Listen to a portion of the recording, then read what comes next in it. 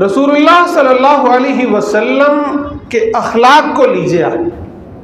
कुरान मजीद गवाही देता है कि व इन्नका लअला खुलुकिन अज़ीम, आप अखलाक के आला मेयार पर, अजीम तरीन अखलाक पर आप फाइज थे, आप फाइज हैं। ऐसे ऐसे अमली नमूने हैं कि पूरी तारीख़ इंसानी में उस तरह के अमली नमूने नहीं मिल सकते।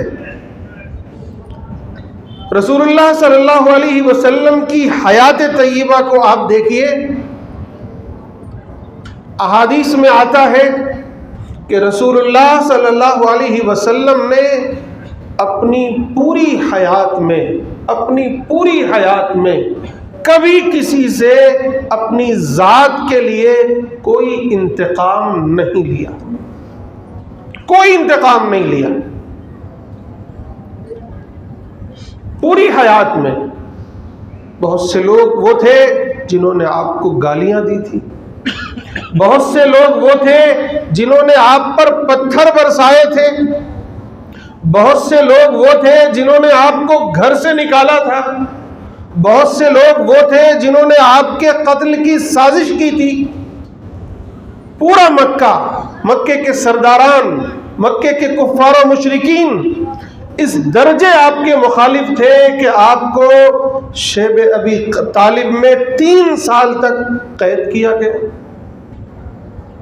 आपको कबीले से खारिज कर दिया गया, आपके खिलाफ पूरे कत्ल की साजिश हुई जिसके नतीजे में आपको मुल्क छोड़ना पड़ा। गोया मक्के से, खाने काबा से, आपके घर बार से आपको बेदखल कर दिया गया। लेकिन वही मक्के वाले जब फतह मक्का के मौके पर रसूलुल्लाह सल्लल्लाहु अलैहि वसल्लम के सामने खड़े थे और उस वक्त तो आप फाते की हैसियत से आए थे, सब मफ्तू थे। आप अगर एक इशारा कर देते तो सबकी गर्दनें उतर जाती,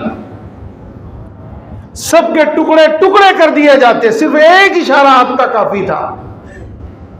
लेकिन आपने वहां ये ऐलान कर दिया। किसी ने, एक सहाबी जो आगे आगे जा रहे थे घोड़े पर बैठकर, वो कह रहे थे अल यौम यौमुल मलहमा, कि आज तो जंग का दिन है, आज तो बदले का दिन है। रसूलुल्लाह सल्लल्लाहु अलैहि वसल्लम की कानों में आवाज आई, आपने कहा नहीं नहीं, अल यौम यौमुल मरहमा, आज रहमत का दिन है, आज रहमत का दिन है। आपने ऐलान किया और आप इस तवाज़ो के साथ मक्के में दाखिल होते हैं कि आपकी रीशे मुबारक ऊंट को छू रही थी।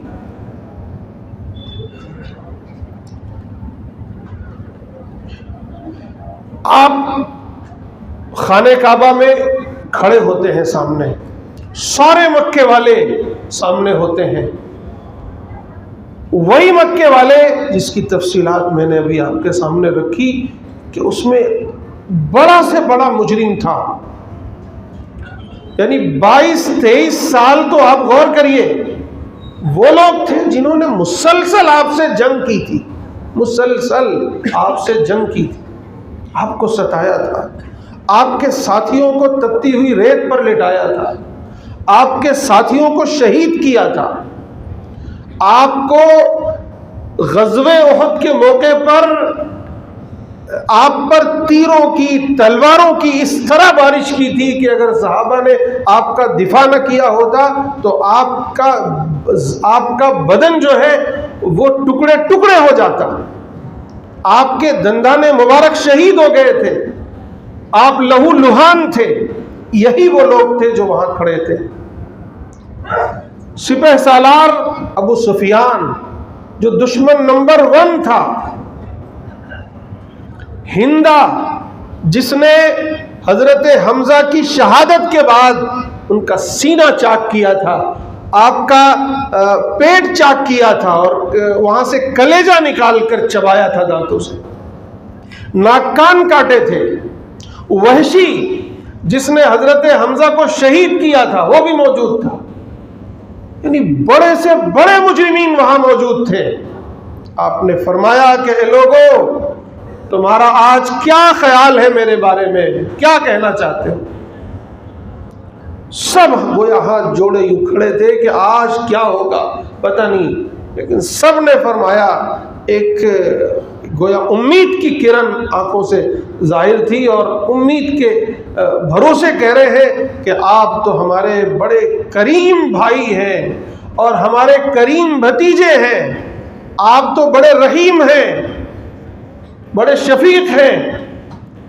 आपने फरमाया कि जाओ, ला तसरीब अलैकुमुल यौम, आज मैं तुम्हें वही कहता हूं जो हजरत यूसुफ ने अपने भाइयों से कहा था कि ला तसरीब अलैकुमुल यौम, आज तुम पर कोई मलामत नहीं है, फअंतुमुत तुलका, जाओ तुम सब आजाद हो। आज मैंने सबको माफ किया, जिसने मुझे गाली दी थी उसे भी माफी, जिसने मुझे बुरा भला कहा था, मुझे जादूगर कहा था, जिसने मुझे घर से निकलवाया था, जिसने मुझे कबीले से खारिज करवाया था, जिसने मेरे साथियों को शहीद किया था, आज सबको माफी है, जाओ। सबको माफी का ऐलान कर दिया। मेरे भाइयों, ये कैरेक्टर पूरी तारीख इंसानी में नहीं मिल सकता। बस शर्त यह है कि मेरे भाइयों, इन वाक़यात को हम पढ़ें, इन वाक़यात को समझें, इन वाक़यात को अपने बच्चों को पढ़ाएं, सिखाएं और फिर ये कैरेक्टर हम अपने अंदर उतारें। ये कैरेक्टर जो अभी मैंने बयान किया है, ये अफरो दरगुजर का मामला, ये माफी का ऐलान, ये अपनी उम्मत के लिए मोहब्बत, ये जानी दुश्मनों के पर शफकत, ये माफी, ये कोई मामूली काम है? पूरी तारीख इंसानी में एक मिसाल आप नहीं दे सकते कि इस तरह का किसी फातेह ने किसी देश पर कंट्रोल किया हो और उसके बाद फिर अपने जानी दुश्मनों को इस तरह माफ किया। आपने माफ किया। अरे भाइयों, ये सिर्फ बयान करने के लिए, ये सुन लेने के लिए, ये आश कर लेने के लिए नहीं है। ये अखलाक, ये कैरेक्टर मुझे और आपको अपने अंदर पैदा करना पड़ेगा। आज हम में से कितने लोग हैं जो ये जज्बा अपने अंदर पैदा कर सकते हैं? आज हमारे यहां तो एक लफ्ज किसी ने कभी बोला है तो वो अपने दिल में गिरा बिठा लेते हैं कि फला ने या इसके बाप ने या इसकी फला नस्ल ने मेरे साथ ये किया था। ये जाहिलियत है। अल्लाह के नबी सल्लल्लाहु अलैहि वसल्लम इस जाहिलियत को ख़त्म करने आए थे। आपने पूरी दुनिया इंसानियत के सामने ये मिसाल पेश की कि देखो, अगर तुम वाकई अल्लाह के बंदे हो, वाकई तुम अल्लाह जो रहमान और रहीम की सिफत वाला है, अगर तुम वाकई दुनिया के लिए रहमत बनना चाहते हो तो ये अमली मिसाल पेश करना होगा। और फिर आपने साबित किया कि आप रहमतुल लिल आलमीन थे।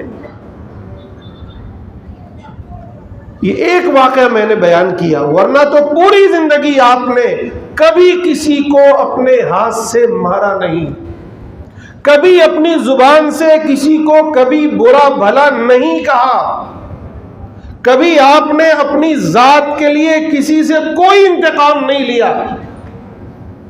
यहां तक कि एक बूढ़ी यहूदी औरत ने आपको जहर दिया,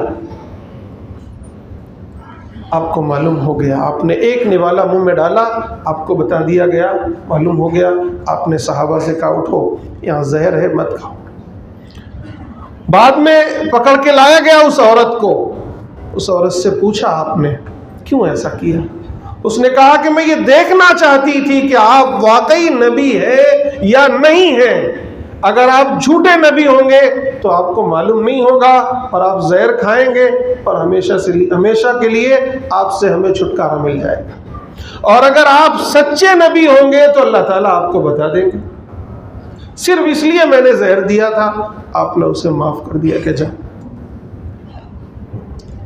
एक यहूदी ने आप पर जादू करवाया, आपने पूरी जिंदगी उससे कोई बदला नहीं लिया।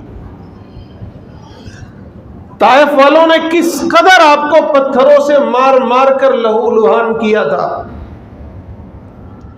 लेकिन फतेह मक्का के बाद ताइफ का काफिला आया तो उसी सरदार का एक बेटा भी आया।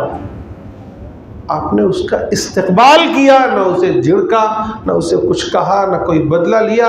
उसका इस्तकबाल किया, उसके लिए खेमे लगवाए, उसे इस्लाम की दावत दी और उसे जहन्नम की आग से हमेशा हमेशा के लिए बचा लिया।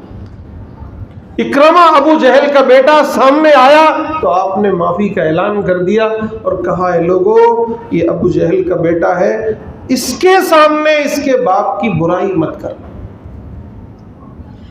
मेरे भाइयों, ये थोड़ा सा मैंने नक्शा खींचा है नबी की सीरत का। सिर्फ ये बयान कर लेना, मेरा आपका सुन लेना, ये काफ़ी नहीं है। एक सेकंड के लिए अपने अपने दिल पर हाथ रखकर बताइए या अपने आप से सवाल कीजिए कि ये कैरेक्टर मेरे और आपके अंदर कहाँ है। हम नबी से मोहब्बत का, इश्क का, इत्तिबा का, सुन्नतों के पाबंद होने का दावा करते हैं। कहाँ है ये सुन्नत? कहाँ है ये माफ़ी? कहाँ है ये शफ़क़त? कहाँ है ये मोहब्बत? कहाँ है ये रहमत? कहाँ है ये अल्लाह के बंदों के साथ मोहब्बत? मेरे भाइयों, अगर ये हम अपना लें तो आप तसव्वुर कीजिए कितना खूबसूरत घर बन जाएगा मेरा आपका, कितना खूबसूरत खानदान बन जाएगा मेरा आपका, कितना खूबसूरत महल्ला बन जाएगा, कितनी खूबसूरत बस्ती बनेगी, कितना खूबसूरत शहर बनेगा, कितना खूबसूरत मुल्क बनेगा, जहां एक तो लोग गलती नहीं करते, किसी से हो जाती है तो उसे माफ कर देते हैं, उसे दरगुजर कर देते हैं, कभी कोई बदला नहीं लेता अपनी जात से। ये कैरेक्टर आ जाए तो कौन ऐसे मुसलमानों को कहेगा कि तुम यहां से कहीं और चले जाओ? कौन कहेगा? कोई नहीं। वो कैरेक्टर हम और आप पेश करके तो देखें।